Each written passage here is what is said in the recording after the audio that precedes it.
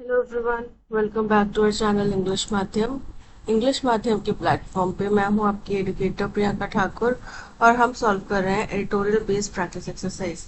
Start करते हैं आज का session with thought of the day, that is your actions today define your tomorrow. यानी कि आप ये चीज़ें आप आज जो भी करेंगे उन्हीं के ऊपर आपका आने वाला भविष्य जो है वो डिपेंडेंट रहेगा, निर्भर रहेगा।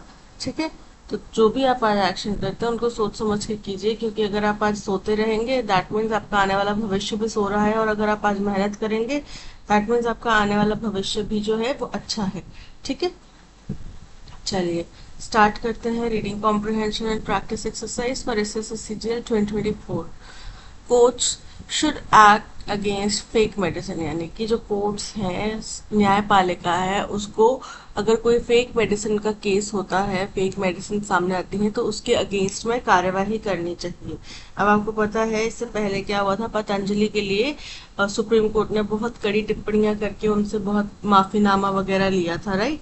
तो वैसे ही शायद कोई यहाँ पे कार्रवाई हुई है, वैसा ही कुछ हुआ है जिसके लिए कोर्ट से रिक्वेस्ट की जा रही है कि आप भी कार्रवाई करो।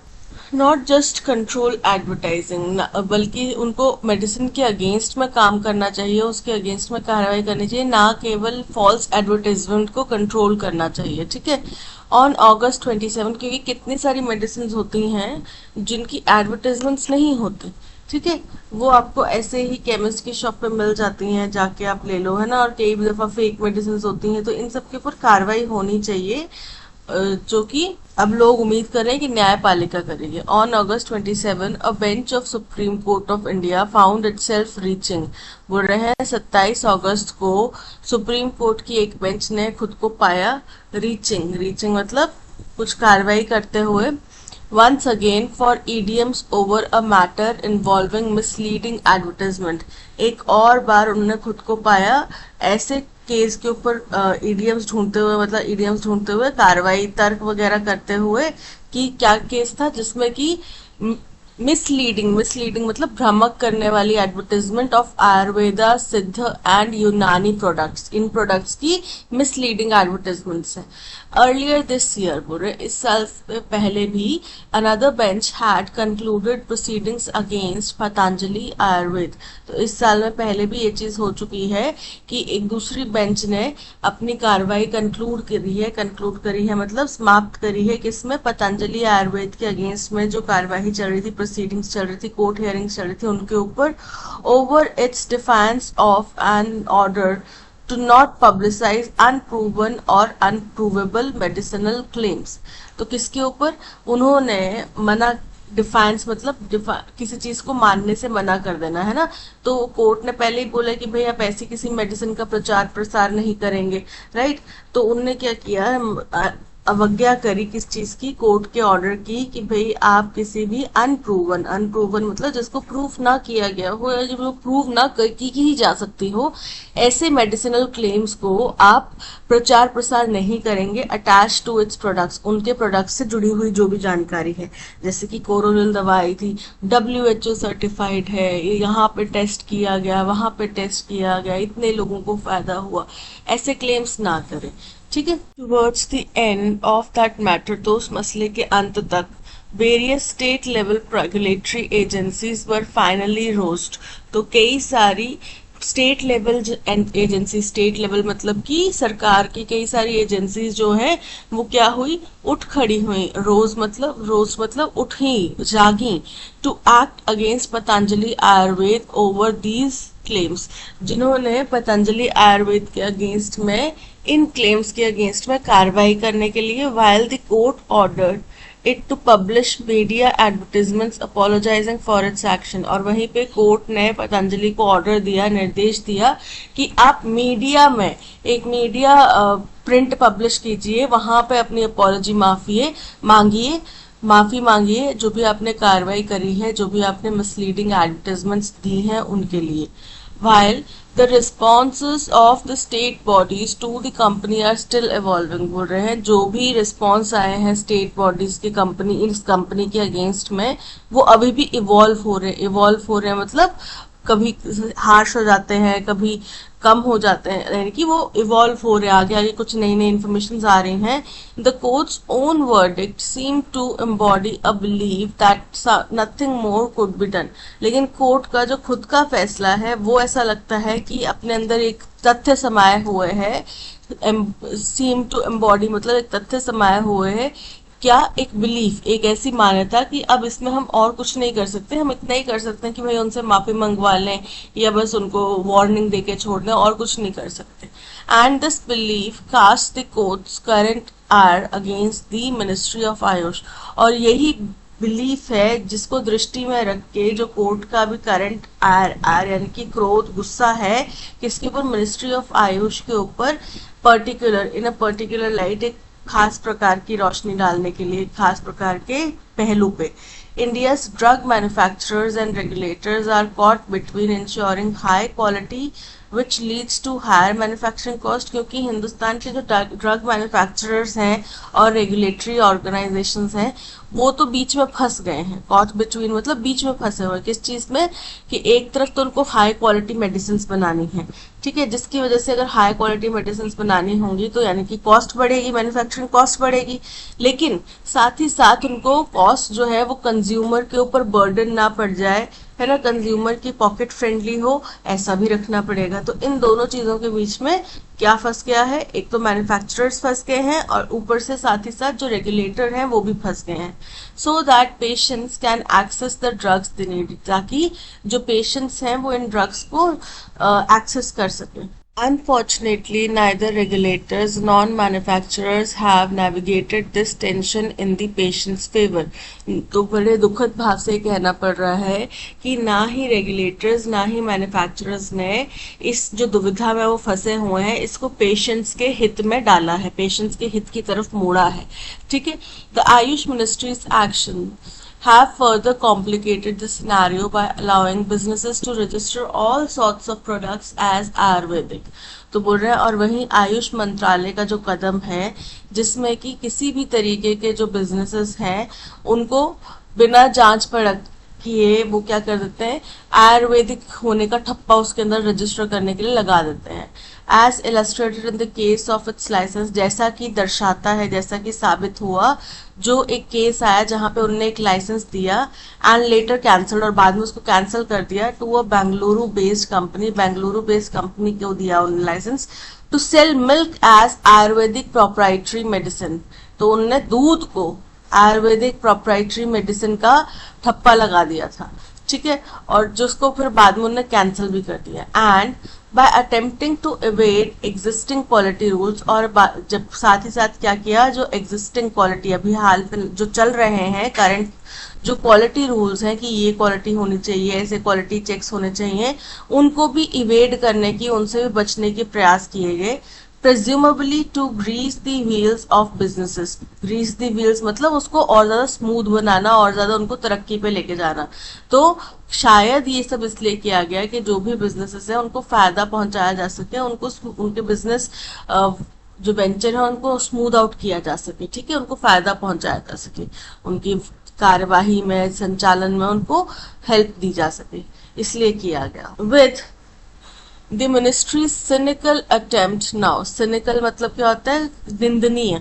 तो जो मंत्रालय है उसका बड़ा ही ये निंदनीय कदम था अब to sidestep rule 170. Sidestep मतलब टालना. रूल 170 है ड्रग्स एंड कॉस्मेटिक रूल्स 1945 के अंतर्गत, उसको नजरअंदाज करने की यहाँ पे प्रयास किया गया. विच पैनलाइजेस मिसलीडिंग एडवर्टाइजमेंट्स ऑफ आयुर्वेदिक, जिसके तहत, इस रूल के तहत क्या होता है कि कोई भी मिसलीडिंग, भ्रमित करने वाली आयुर्वेद सिद्ध यूनानी प्रोडक्ट्स के अगेंस्ट की अगर कोई एडवर्टाइजमेंट होती है तो उसमें पैनलाइजेशन यानी कि सजा का प्रावधान नहीं रहेगा. The court confronts an old tendency in a new disguise.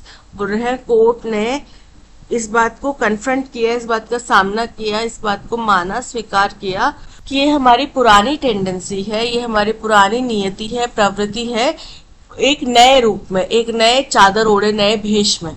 ठीक है. क्या वह वो tendency? Public apologies and post facto action by regulatory bodies may have been the end of the line against one company. बोल रहे हैं publicly किसी company से माफी मंगवा लेना और उसके बाद में जो रेगुलेटरी बॉडीज है उनका किसी कंपनी के ऊपर कार्रवाई करना, शायद यही जो एक कार्रवाई का पूरा रूट है ना कि ऐसे ऐसे कार्रवाई होगी, यहाँ पे जाके हमें क्या मिलेगा? इंसाफ मिलेगा। तो इसमें अंतिम पड़ाव यही है, अंतिम चरण यही है कि भाई पब्लिकली माफी मंगवा दो कंपनी से और फिर उनको क्या बोलो कि भाई अब तो रेगुलेटरी बॉडीज जो है वो इसके ऊपर जांच कर रही है, तो जब रिपोर्ट आएगी उसके बाद हम फैसला लेंगे। ठीक है।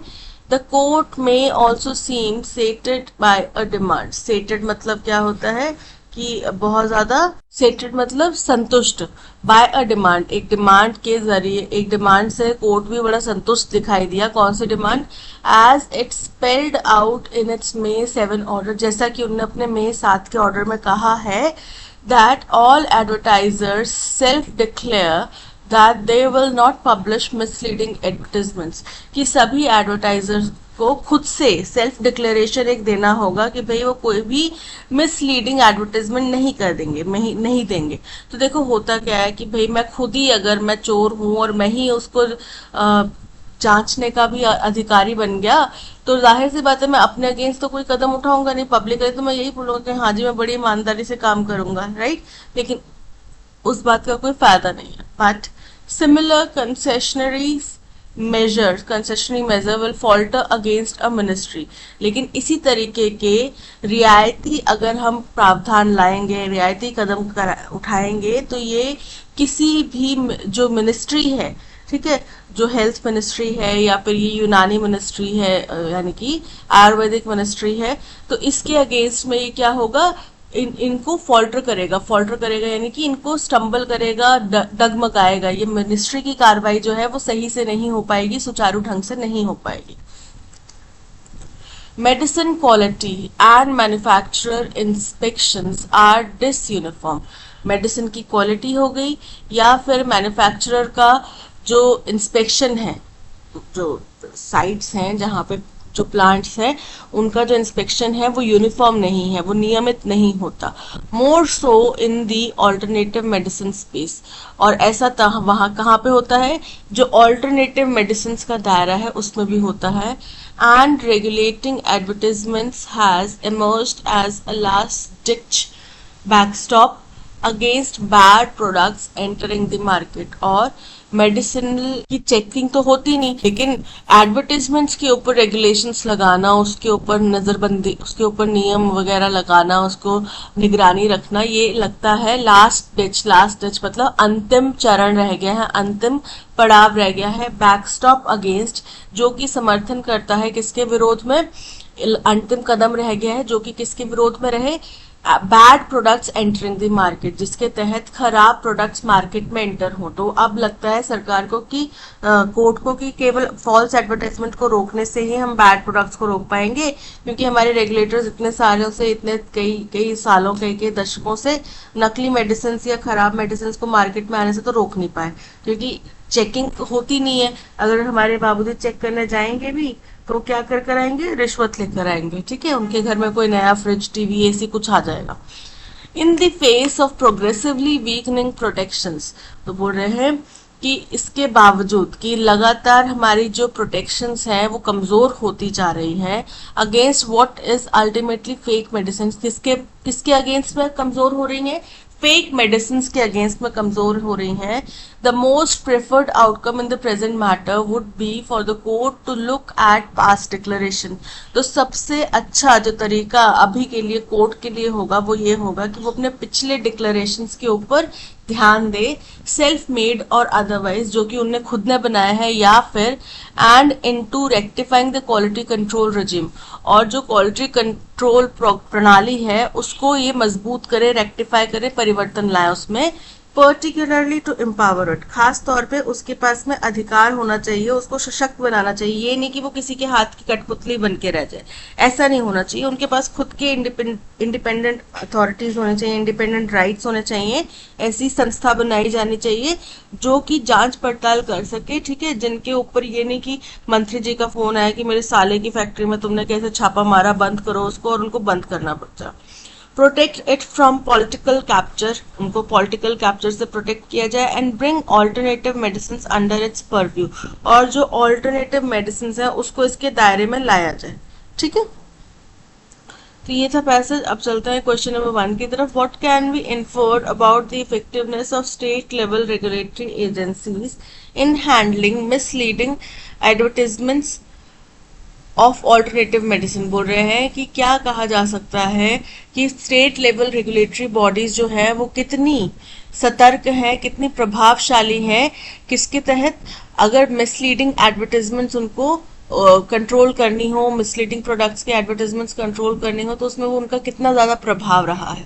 They have consistently taken strong actions against misleading advertisements. ऐसा नहीं है they have only acted after being prompted by court. बिल्कुल करेक्ट है कि कोर्ट का पतंजलि के अगेंस्ट में कोर्ट का फैसला आया, उसके बाद में ही वो संस्थाएं जागी।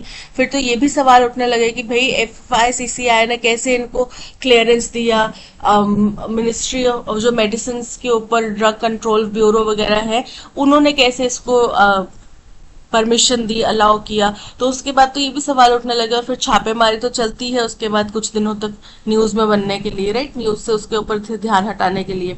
सो option B is correct. According to the passage, why does the author criticize the Ministry of Ayush actions regarding alternative medicines? बोल रहे हैं पैसेज के अनुसार ऑथर ने मिनिस्ट्री ऑफ आयुष का जो कदम था उस ऑल्टरनेटिव मेडिसिन के अगेंस्ट में, उसको क्यों क्रिटिसाइज करा। For falling to promote alternative medicine effectively, incorrect है। उनने बोला कि ऑल्टरनेटिव मेडिसिन के नाम पे आप भ्रमित करने वाली जो मेडिसिन है या सब स्टैंडर्ड मेडिसिन है, आप उनको प्रमोट कर रहे हैं और उसको रोक नहीं पा रहे हैं।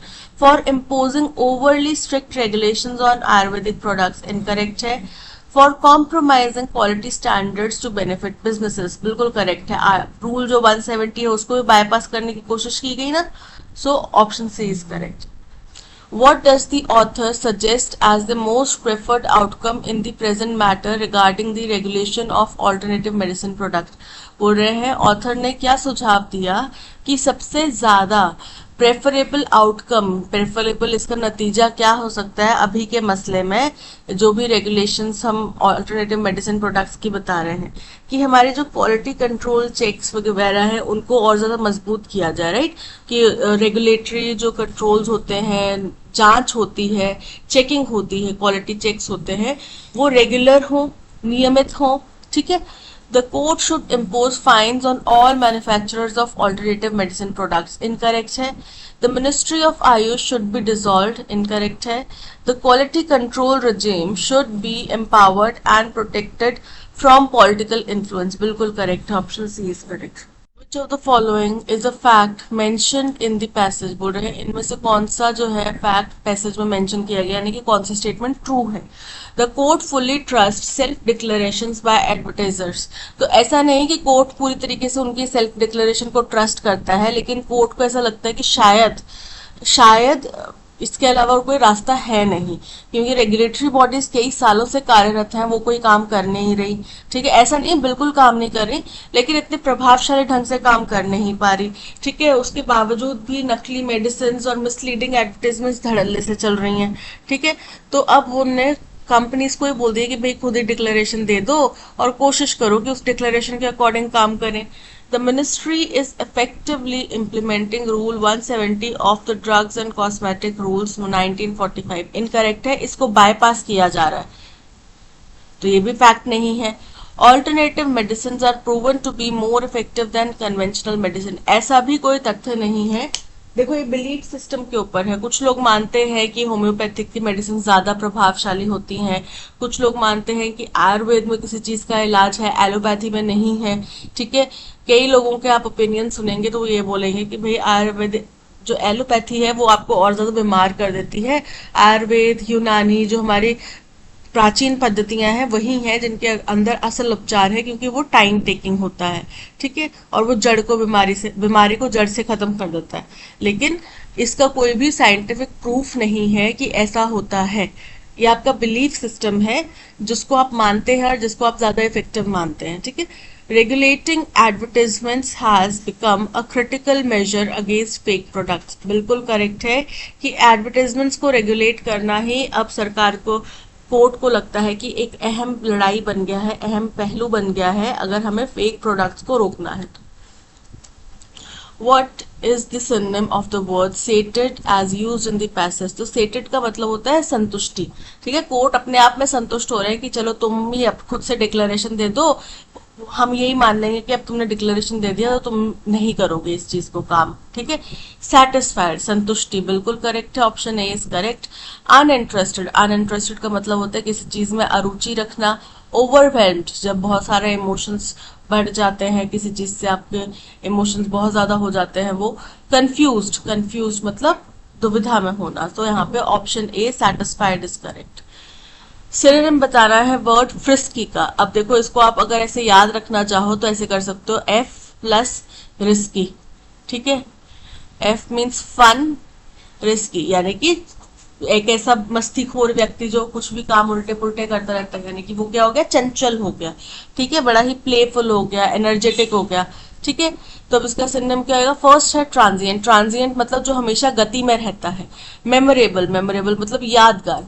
प्लेफुल, प्लेफुल मतलब मस्तीखोर। और लूज मतलब जो चीज ढीली ढाली हो या आपने गुम कर दी हो, ठीक है। So option C playful is correct. Incorrectly spelled word बताना है। फर्स्ट है अनरीजनेबल, अनरीजनेबल मतलब होता है जो तर्कसंगत नहीं, ठीक है, और इसकी स्पेलिंग बिल्कुल करेक्ट है। सेकंड है कॉम्प्लीमेंट्री, कॉम्प्लीमेंट्री के यहाँ पे स्पेलिंग जो है इनकरेक्ट है। क्या होता है, COMPLIMENTARY, ए नहीं है, ए है, कॉम्प्लीमेंट्री, ठीक है, यानी कि तारीफ करना किसी की।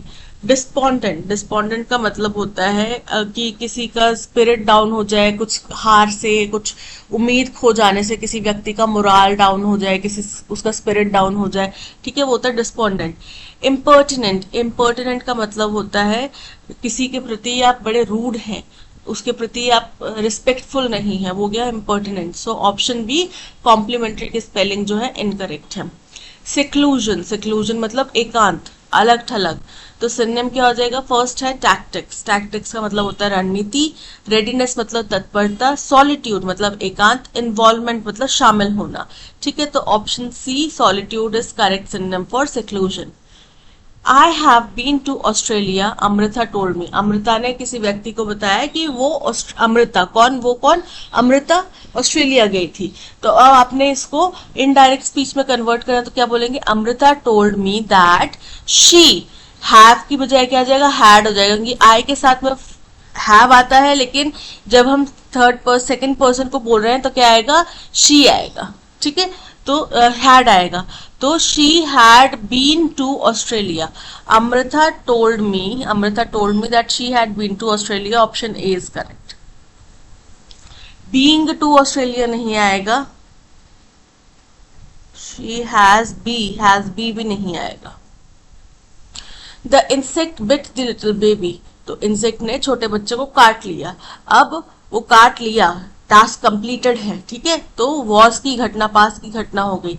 तो the little baby was bitten by the insect, the little baby has bitten नहीं होता, the little baby was bitten by the insect, option B is correct. Felicity, felicity का मतलब होता है खुशी, ठीक है, बहुत ज्यादा खुशी, बहुत ज्यादा जोश। तो इसका सिनोनिम क्या हो जाएगा, फर्स्ट है फंक्शन, फंक्शन मतलब कुछ एक्टिविटी, कुछ कार्य, ठीक है। हैप्पीनेस मतलब खुशी। एंग्विश मतलब गुस्सा, पीड़ा, दर्द, तकलीफ। और फेलो बीइंग मतलब हमारे सहपाठी या सहमानव। So option B happiness is correct. The opportunity cost of going with parents back to the village made Naman what upset for almost the entire month। बोल रहे हैं जो उसके पास मौका था, मतलब उसका जो भी मौका है अपने पेरेंट्स के साथ विलेज वापस जाने का, उसकी जो कीमत है उसने नमन को पूरे 1 महीने तक के लिए उदास कर दिया, लगभग पूरे 1 महीने तक के लिए। अब इनकरेक्टली स्पेल्ड वर्ड बताना है, हमें पता है अपॉर्चुनिटी के स्पेलिंग इनकरेक्ट है। अपॉर्चुनिटी के स्पेलिंग होते हैं OPPORTUNITY।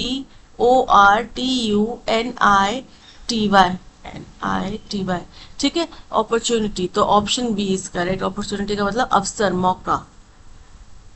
टू मूव इनटू और थ्रू समथिंग, किसी चीज के अंदर जाना, किसी चीज के अंदर मूव करना या फिर उसके जरिए जाना, उसको क्या बोलते हैं? फर्स्ट है ट्रांसपेरेंट। ट्रांसपेरेंट मतलब पारदर्शी।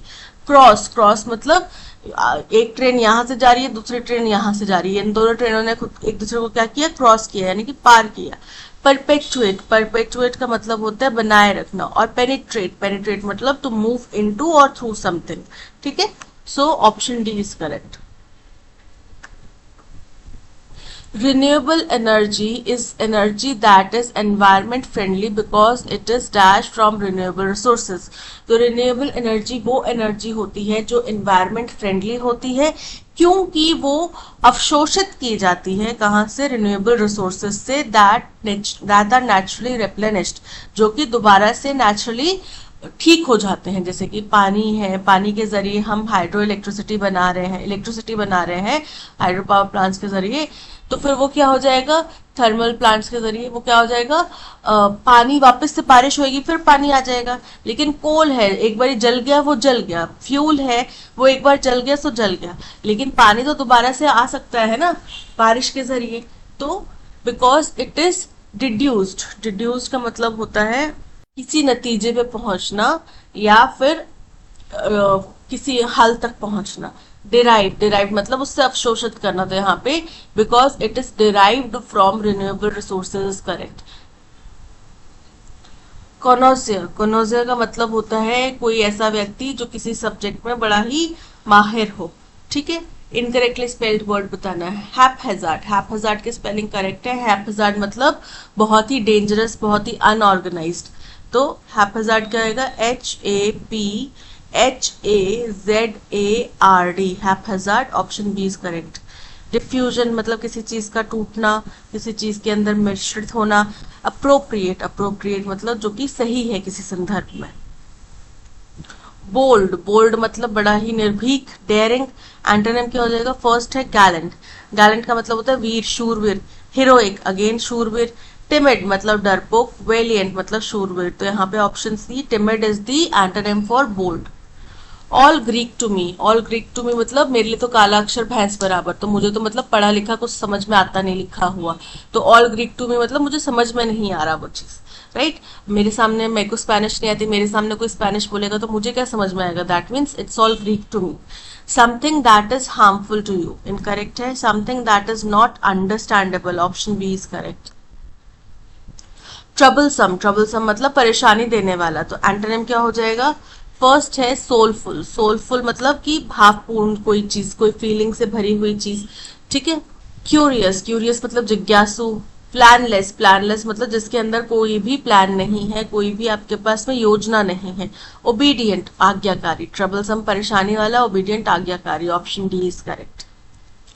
The reasons or intentions that cause a particular set of beliefs or actions, कोई भी रीजन या कोई भी तर्क जो कि किसी पर्टिकुलर, किसी खास सेट ऑफ बिलीफ या एक्शन को मोटिवेट करता है, उसको क्या बोलेंगे?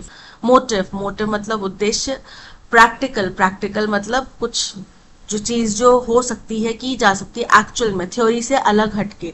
थिंकेबल, विचारणीय, विचार करने योग्य। रैशनल, रैशनल मतलब तर्क संगत। तो यहाँ पे ऑप्शन डी, तर्क संगत is the correct answer. Eat like a bird, चिड़िया कैसे छोटा छोटा थोड़ा छोटा टुकड़ा खाती है, ठीक है, और थोड़ा सा खा के उसका पेट भर जाता है। एक रोटी आप डालोगे अगर टुकड़ा टुकड़ा करके तो 5-6 चिड़िया मिलके 7-8 उसको खा लेंगे। यानी कि ईट लाइक अ बर्ड मतलब थोड़ा थोड़ा खाना, बहुत कम खाना है, बहुत चूज करके खाना। The colonial powers colonized small countries by exploiting them and stealing their resources। तो इसमें खाने की बात कहीं हो रही है? नहीं हो रही, तो ये इनकरेक्ट है। Overeating is the most obvious reason for gaining weight quickly. तो यहाँ पे ज्यादा खाने की बात हो रही है। ओवर ईटिंग मतलब ज्यादा खाना। अब ज्यादा खाने की तो हम बात कर ही नहीं रहे। ईट लाइक अ बर्ड तो मतलब थोड़ा सा खाना, ठीक है। nobody can eat with Jerry at the same table as he is so messy. कोई भी जेरी के साथ में एक टेबल पे बैठ के खाना नहीं खा सकता, क्योंकि वो बहुत ज्यादा मेसी है, वो बहुत ज्यादा गंदे तरीके से शायद खाना खाता है, फैला के खाना खाता है। तो ये भी खाने से जुड़ा हुआ तो है, लेकिन यहाँ पे कम खाने की बात नहीं की जा रही। Pinky is on a diet so she is too picky about the food she eat. Pinky क्योंकि डाइट पर है, इसलिए वो बहुत चूज करके थोड़ा थोड़ा खाना खाती है, ठीक है, चूज करके बहुत सिलेक्टिव खाना खाती है। तो यहाँ पे पता चल रहा है कि वो चिड़िया की तरह खाना खाती है, कम भी खाती होगी और चूज करके कि मुझे ये खाना है ये नहीं खाना है। So option D is correct. The internet has dash reshaped the way information is accessed and shared। बोल रहे हैं इंटरनेट ने क्या किया है, हैज क्या किया है, ज्यादा प्रभावित करा है, वाइडली रीशेप्ड हो सकता है, एक्सट्रीमली रीशेप्ड हो सकता है, सिग्निफिकेंटली रीशेप्ड हो सकता है। रीशेप कर दिया है किस चीज को, कि जिस तरीके से हम इंफॉर्मेशन को एक्सेस करते थे और जिस तरीके से हम इंफॉर्मेशन को शेयर करते थे, उस तरीके को उसने इंटरनेट ने बहुत ज्यादा प्रभावित किया है, रीशेप किया है। With a vast array of websites and social media platforms, अब क्योंकि इतनी ज़्यादा वैरायटी हमारे पास वेबसाइट्स की है, इतनी ज़्यादा सोशल मीडिया प्लेटफॉर्म्स हैं, individuals can dash connect with others globally। individuals can easily connect हो सकता है, individuals can seamlessly connect हो सकता, ठीक है, ये हो सकता है कि वो किसी से भी दुनिया भर में किसी से भी कनेक्ट कर सकते हैं। However, this digital age also brings dash challenges. बोल रहे हैं हालांकि इस डिजिटल एज के साथ में, इसके साथ में इससे जुड़े हुए एक्सट्रीम चैलेंजेस भी आते हैं। The spread of miss information has become a dash issue. A severe issue हो सकता है, गंभीर मसला हो गया है कि भाई जो मिस इन्फॉर्मेशन, गलत जानकारी या आधी जानकारी फैला के भ्रमित किया जा रहा है, आधा सच फैला के, तो वो भी हो सकता है कि ये बहुत बड़ा मसला हो गया है। As false content can quickly gain traction, क्योंकि जो गलत दिशा है, गलत कंटेंट है, वो तेजी से गति पकड़ सकता है। It is essential for users to dash assess the credibility of sources।